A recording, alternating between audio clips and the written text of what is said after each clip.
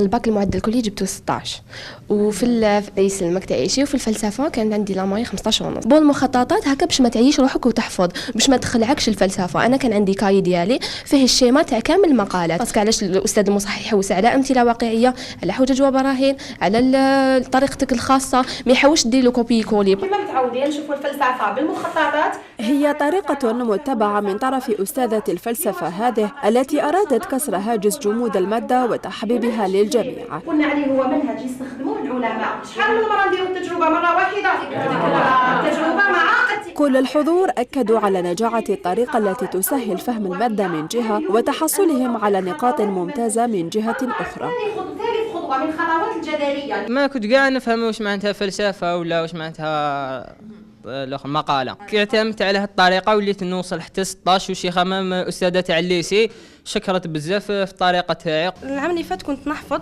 وصح كنت ندي 3 4 في المقاله باسكو كنت نحفظ يتخلطوا لي الاسئله. بصح هذا العام بطريقه المخططات ديت 16 في الفرد. اعمل بذكاء وماشي بجهد، معنى انه هذه الطريقه اللي اعتمدنا عليها كانت تنحينا بزاف جهد. كنت نحفظ كاع الكاي تاعي بصح نجيب 11 ما نفوتش ل 11 10. فدوكا كاعتمدت هذه الطريقه تاع المخططات اللي هي تفهمي برك المقال تاعك، الحفيظه تكون غير في طرق، وفي المقالات نطبق غير الفهامات تاعي، وليت نجيب بال 15 ب 16.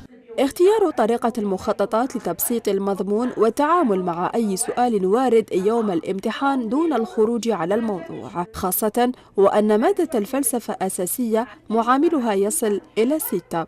أنا نقول لهم إنه الفلسفة ليست حفظ، على العكس الفلسفة هي فهم. وش راح تفهم تاعك؟ أنا اخترع طريقة بسيطة، طريقة جديدة بها نقدر نتحصل على علامات ممتازة في الفلسفة، ولكن بطريقة المخططات. يعتمد على طريقة الفهم، يفهم المخطط تاعو مباشرة، يقدر يحول المخطط إلى فقرة. يعني يكفي يفهم المخطط ويحفظ المنهجية، بين قوسين نقول منهجية ماشي المقالة، يحول مباشرة المخطط إلى فقرة. نتائج يعني الحمد لله تحسنت نتائج، وكانت عندي هذه النتائج طريقة بديت نخدم بها من 2018. هذا في النقد لهنا.